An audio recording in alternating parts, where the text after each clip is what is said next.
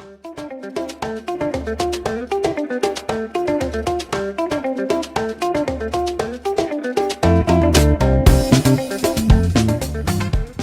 guys, so here I am, customer had a plumage leak, a plumber leak, and so I'm going ahead and relocating a bumblebee nest in a very bad location.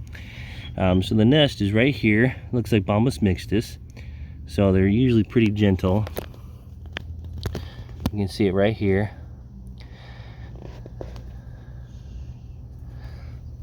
So what I'm going to end up doing is, so the plumber has to work right here and a little bit in here, so that's just a terrible place for him. He hasn't gotten stung because these ones are so gentle, but they need to be moved for the work to proceed. So I'm going to come back here tonight and show you the relocation process of how it works and get these little gals moving. Okay, so I have a mask on, so because it's Crawlspace, nasty stuff. So my voice is a little odd, so here is my setup. There's really don't need a whole lot since this species tends to be very docile. I typically just need a pair of thick gloves. Actually, they're not even that thick. They're just disposable, but I think it's 5 mil or whatever. Anyways, so what I got going is I've got my foam container where the nest is going to go into, and then I have this little small vacuum. So this vacuum is find it very useful for bumblebee relocations. For certain ones, certain bigger nests doesn't work too well because it's too small, but Fantic, got it at Costco actually. It's just a I kind of did some edited a bit where I put a foam piece on the screening so that when the bumblebees come into there, they don't hit the hard plastic. And so it works really well, keeps them nice and secure, and there's a little flap in here that when the vacuum's turned off, they can't go back out the tube. So anyways, so let me show you where the nest is. So I already, obviously during the day, inspected it, but looks like the little gals have already covered it over for tonight. So really simply, I'm going to try and collect any of the defensive workers first.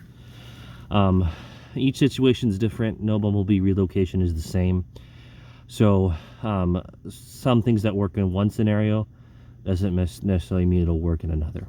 But for the most part, I've had very good success with the approach I'm about to show you. So normally I have a hard time recording these because it's at night and I want to do them quickly, the least amount of stress on the bees as possible. But I felt like this was a good opportunity, this particular place where the nest is, for me to record it and to show folks on the process. So bear with me with my camera as I go about this, trying to get the right lighting, but hope you enjoy what you see.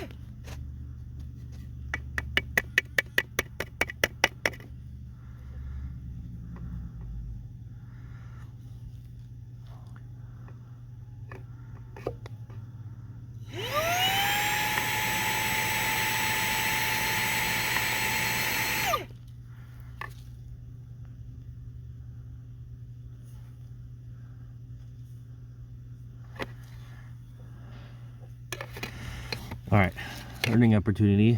So I don't know how well you can see it in the camera, but right here, so there is a dark cell right here that's kind of open, and then you have these lighter ones. So this is pupating brood in here, and then this dark one, typically for mixtus, I find that this is where they store all their nectar for usually about a few days. So they fill it with nectar, and so during the night and hard times, and they can also take the nectar and feed it to the pupating larva. I mean the larva, not the pupating larva. And it's usually dark in color, not yellow. It's very, very dark brown, and it's always on the edges of the nest. Fine. So for this species, when I remove it, I want to lift it up, try not to turn it over as little as possible, and begin that scenario. So you're gonna see this little gal right here. She's taking pieces of this insulation, and they're already starting to try and repair what I just removed. So as you can see here, they're doing the same thing. They're like, "Hey, what are you doing? Get out of my door!" Okay, so enough of that. Time to get going further on this.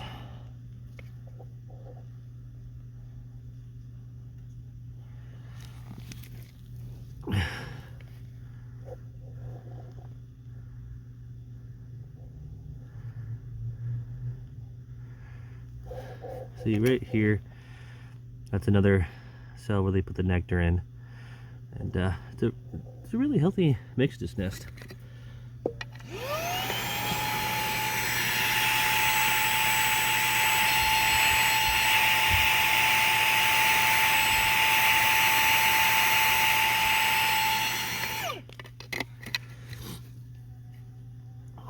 It's gonna, in this scenario, just trying to be as gentle as possible.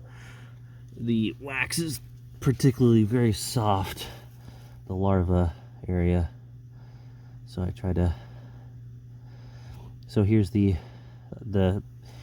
find that mixtus doesn't make solid mantles of wax. They just kind of seal whatever insulation material they have. So the top of it is really shiny.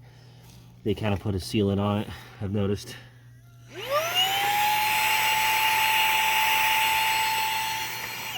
Here we go. One step at a time.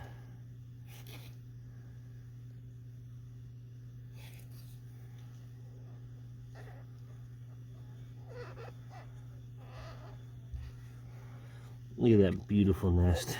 Look at that. Look how gorgeous that is. It's like perfect. Like I don't usually get to have them this perfect scenario just looking at it. So that's just a gorgeous little nest we got here. So I'm very fortunate to get it. So okay, now we're gonna start kind of digging a little bit more, trying to get it moved out into the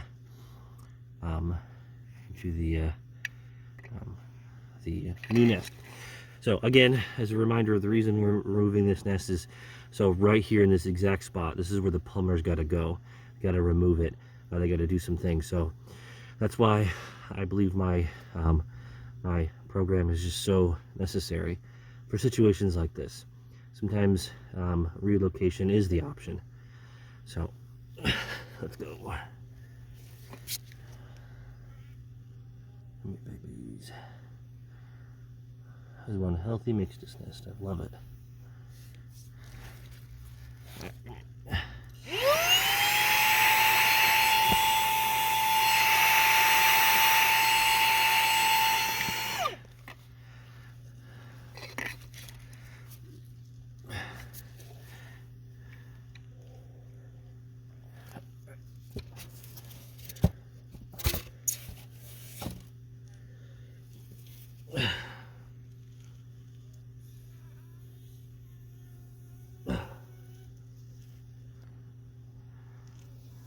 Try to get it from the bottom. There we go. Got her. Okay, it is now in there. As you can see, kind of back it up here. There we go. Perfect. Okay, so now, as you can see here, I think it dropped a little bit. Even the most careful I can be, still can drop some of the honey. So it kind of broke off from the end. So this is all the nectar, as you can see in here. It's kind of hard to show it. Here, I'm gonna put it in the nest and show it to you. Okay, so see all the shinies in there, right here. So that's the nectar storage, and then there's the queen right in the center, right here. That's the queen right there. So she is not happy with the situation, obviously, but they're still in the development phase. So, and there's some nectar on the center there too. So really healthy nest. So here I'm gonna go ahead and with my insulation, I tend to just take this extra piece and put it on top, just like how they were in there, and it works really well. So now I'm gonna try and collect any others I got going and pop them in there, and we'll be good to go.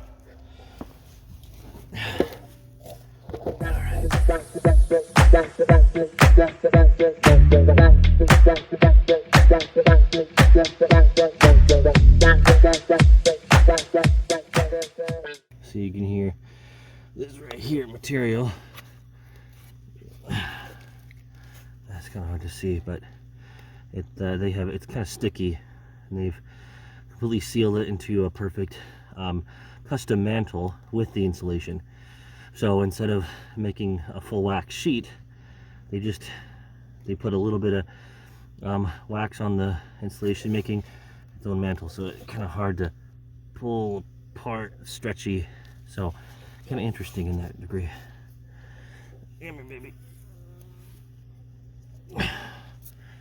Alright, let's try to get the rest of it over here.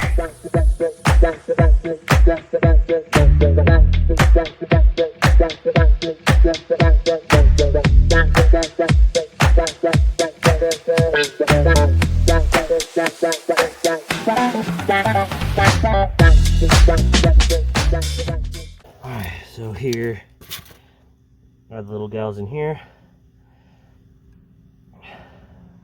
So I'm going to chill them out a little bit, calm them down, put them on some ice, and then I'm going to put them inside the container. So this is going to come with me. So basically, here's these little gals go down here, and then plop them right here. Just enough. There we go. And they go on top. And voila. So since they lost a little bit of nectar, I found I'm going to give them a little extra sugar tonight to recoup their losses. But other than that, that's pretty much it. So now I'm going to relocate it back to my sanctuary and see how it goes. All right. So the whole nest is relocated into here. I'm gonna close them up and open this gap here, the entrance area, and then I'm gonna give them some sugar feed, and since while I'm here, the other ones are doing well too, so just thought I would mention that. But anyways, so I'm go ahead and finish it up here, and yeah, hold on a second. These guys, put that there. Just enough. Give it a little bit of room.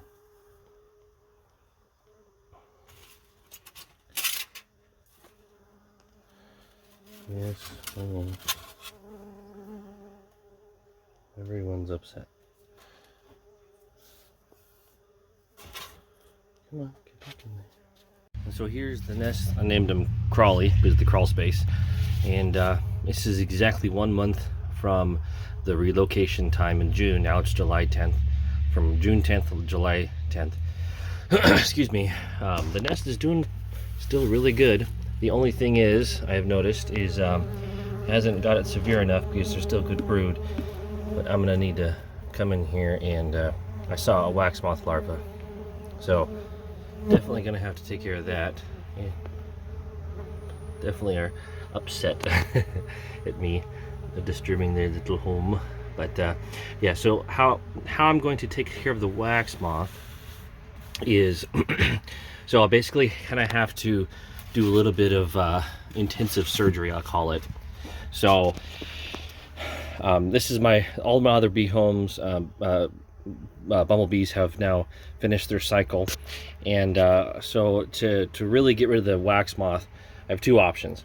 One option I found successful is putting them basically, I call it like a hot box, a heat treatment. So I heat up the nest just enough to the point of the bees are okay, but the wax moth really don't like it. They like it to be just an even temperature, and what they do is they crawl up the sides of the box, and at some point there's enough I can see, and I just take every single one out. Sometimes that works really well, sometimes it doesn't. The other option is basically a surgery. So I get the nest, I usually do this at night, and I take the whole thing out. I peel off the old nesting material and pluck out every single larva I can find. And then once I do that, I put new nesting material in there, I put everything back, and I try to put all the workers back so that it's a clean slate beginning. And those are the only two options I found successful. So I'm probably going to do the surgery method. I'm going to see if I can get that recorded, but I'm not quite sure yet, so I have to do it at night. So anyways, yeah, so that is the whole process I do with bumblebee relocation. Each situation is different. Not every single one is the same. Loud car. Gotta love loud cars. Anyways, or motorcycles, whatever.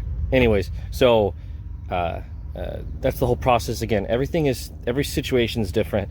I don't always do the exact same process for every nest, but it's very successful, and I'm very happy that I've been able to find this. Every single year I try to get new ways to do it, more inventive, more consistent, have a better reproductive rate for each nest. So for instance, all the Melanopyguses I had here, I had 4 in total, maybe 5, I don't remember, but they all made reproductives. And then here I had 3 or 4 mixtus nests, and they all made reproductives, some more than others, but this one particularly is doing really great and has made quite a few reproductives, and is still active, and still, even though it's the middle of July, they're still very active. So so far it's working, and I hope you enjoyed the video.